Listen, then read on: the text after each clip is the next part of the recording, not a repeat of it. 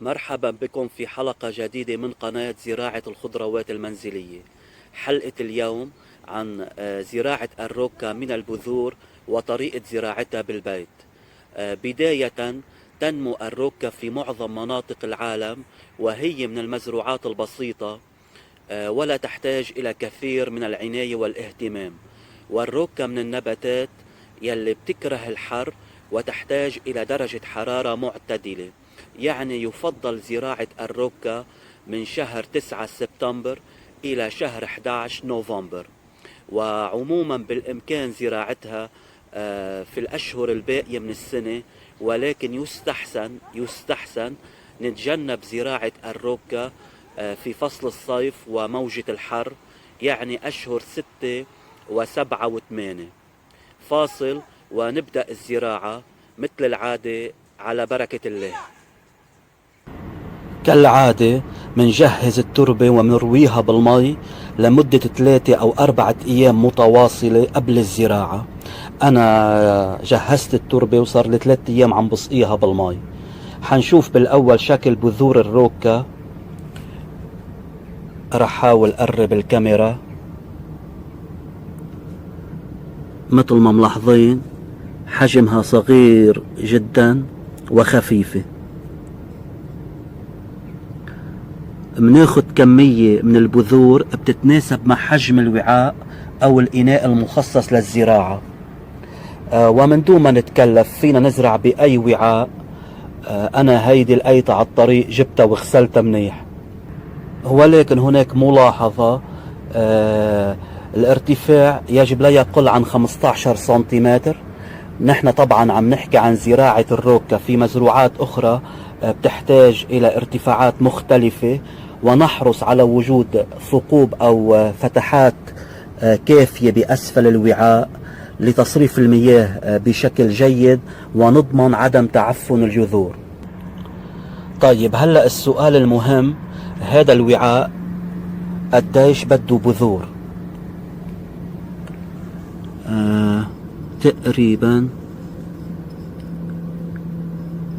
هاي الكمية اللي حددتها كافي. طيب، لو كان الوعاء أصغر، يعني مثلا بهذا الحجم، منقلل الكمية.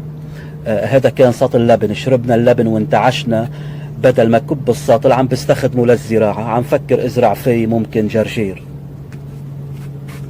هيدي النقطة كتير مهمة وأساسية عم ركز عليها، مش بس بزراعة الروكا، بزراعة أي نبات، لأنه من الأخطاء الشائعة ويرتكبها الكثير من الأشخاص. البعض يعتقد أنه في حال كترنا الكمية أو بالكترة بنحصل على إنتاج أكثر. العكس تماما، بالكترة بنحصل على إنتاج أقل. والسبب الكترة بتعمل مشكلة بعدين. بعد عملية الإنبات بصير في تنافس بين النباتات على الغذاء والضوء والهواء والتنفس. بسبب الزحمة مش قادرين يتحركوا، مما يؤدي إلى ضعف النباتات ككل وموتها، ولا يعيش منها سوى القليل والقليل جدا. فالكمية تختلف باختلاف حجم الوعاء. نضع أو نرش البذور على سطح التربة بهاي الطريقة، كأنه عم نرش ملح.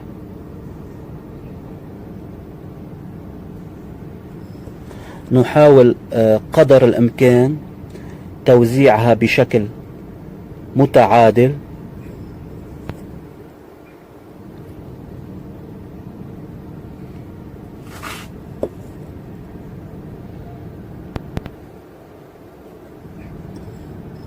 فينا نحط بعد رشة.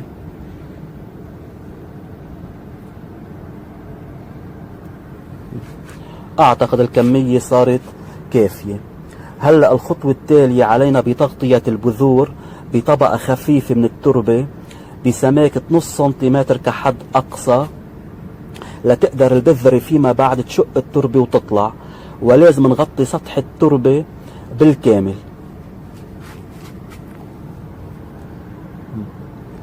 بهاي الطريقة. هاي تربة خفيفة جدا.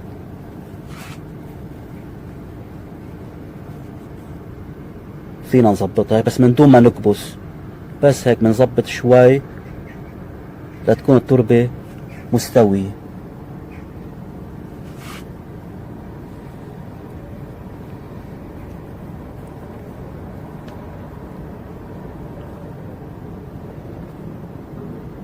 هو صعب علي شوي لانه عم بشتغل بايد وحدة، هون عندي ايدتين بس هلا عم بشتغل، عم بصور بايد وعم بشتغل بايد.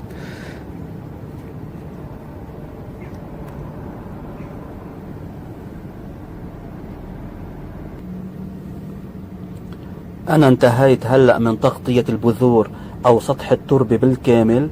مباشرة الخطوة التالية نقوم بري التربة بشكل جيد باستعمال المرشة مثل ما شايفين، حتى ما تتحرك البذور من مكانها وتطلع على سطح الأرض أو سطح التربة، ومنشبع التربة بالمي. ضروري جدا، هيدي أول روية بسموها روية الزراعة، ضروري جدا نشبع التربة بالمي، ما حدا يمل. هي بس أول، بعدين نسقي بعد الإنبات بصير نسقي بشكل عادي. هيدي النقطة أيضا كتير مهمة، رح أحكي عنها بنهاية الفيديو، تابعونا للآخر. وأخيرا من المستحسن وضع كيس من أجل المحافظة على رطوبة سطح التربة، لأنه لو بتركها للهواء الخارجي حتجف التربة وتنشف بخلال يوم. كذلك لابد من إحداث ثقوب بالكيس من أجل عملية التنفس وعدم اختناق التربة، ولكن يجب تفقد التربة كل 24 ساعة.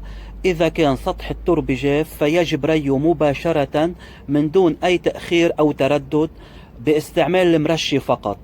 وهيدي هي الملاحظة يلي قلت بدي أحكي عنها، ممنوع نسقي النبات قبل الإنبات، يعني إذا جفت الأرض ما بنسقي قبل النبات ما يطلع، بنستخدم المرشي أو البخاخ ونرش المياه بشكل بسيط على سطح التربة.